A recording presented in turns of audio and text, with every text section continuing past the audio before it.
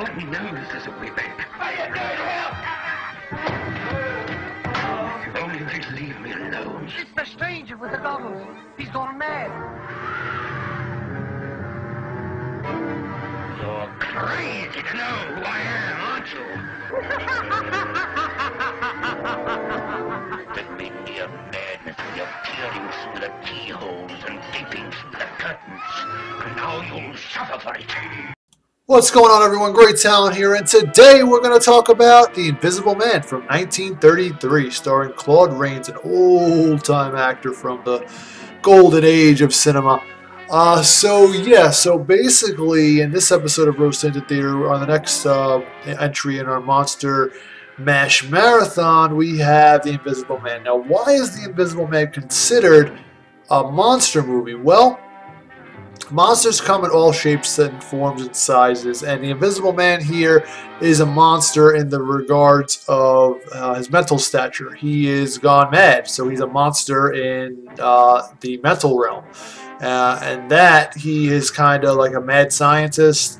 He was trying to escape the world. Little premise here, not spoiling anything. He tried to come up with an experiment to be left alone. So he came up with a formula, chemicals to make his skin invisible, and his whole body invisible. So, and he did that within a sense where he did it was like a one-way kind of street. He didn't know how to solve the riddle as to make himself visible again, and that's what drove him mad. He kind of just tried everything in the book, couldn't do it, and he went crazy and started going on a killing spree. And that is enough of the plot there. I'm not going to spoil anything, but with that being said, I enjoyed it for the most part. There were a few funny, quirky moments. It's not like a sense of a horror movie. It's not like a thriller or a horror or monster or scary or anything like that.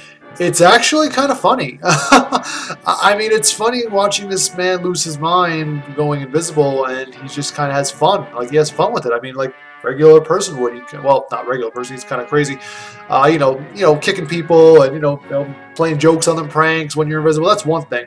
But he takes it to another level without spoiling anything. He goes on a rampage, to psychotic proportions. So that being said, but yeah, I definitely, like I said, enjoyed parts of this movie. It wasn't perfect in any aspect, near perfect. I'm gonna put it on the pedestal again.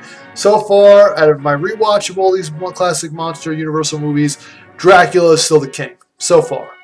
I mean, it could change. I think the Wolfman has potential of changing that, because I remember really enjoying the Wolfman back in the day too.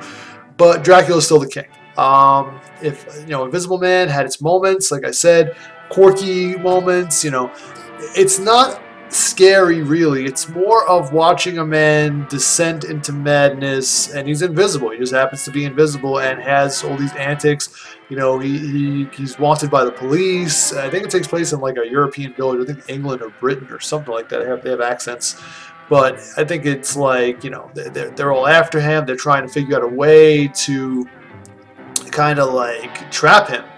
And again, without spoiling anything too much, it's just funny watching him be invisible. And I want to touch on the special effects too. This is 1933, folks, and I'm amazed at the special effects for the invisible aspects of this movie, to show him invisible and partially invisible with half clothing on and whatnot. It holds up surprisingly well. I mean, there's a few blurry moments here and there and flickers where you can kind of see through the invisibility, but it's fine. It really holds up fairly well, and for a movie that's almost I think over almost 90 years old.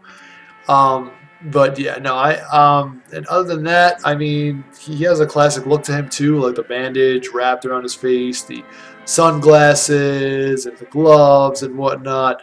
And Claude Rains really sells the role because he just sounds crazy. He sounds like a madman, and his voice is just kind of eerie and just very convicting and very intentional, very just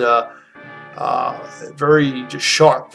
He gets inside your skin a little bit. You can see how he went mad, or he was going mad, and it's just a guy you don't want to fuck with, in other words. And he was very, very daunting in this movie, and just very dramatic and over the top, and just like my way or the highway, get out of my way or I'll fucking kill you type of mentality. So definitely very vicious, in other words. So anyway, with that being said, wrap it up here. Again, this movie's only, by the way, this movie's only like, again, it's like 60, 70 minutes long. And did I enjoy this movie as a whole? Like I said, I enjoyed parts of it, the funny parts with the Invisible Man. They had some cool special effects too, believe it or not, like explosions and trains and cars and whatnot. And I'm sure they did that with like micro machines and whatnot, but or like toys and everything. But it's still pretty impressive for a movie that's, again, almost 90 years old. But again, getting back to the score, if I had to score this on a scale of 1 to 10, I would score it like I scored The Mummy, 6.5 out of 10. It's a fair movie. It has its moments. It's fun. It's quirky. It has like a little like spurts of humor here and there. Not so much scary. So I mean, I can understand why like the character Invisible Man is in the Universal Monsters historical aspect, but it's not a scary movie. I mean, it's just more like I would say a joyride or of a thriller rather than a suspense maybe. But again, it came from an H.G. Wells novel, who writes all the science fiction stuff like that. He doesn't really write horror science fiction. Maybe he does consider that old school horror science fiction, but it's not really horror. It's more like suspense and mystery and mystique and all that stuff. But again, with that being said, that is my review of the 1933 Invisible Man. Let me know what you think in the comments below. Don't forget to like and subscribe, and I'll catch you guys next time. The next movie will be The Bride of Frankenstein. Thanks for stopping by, and I'll catch you guys next time.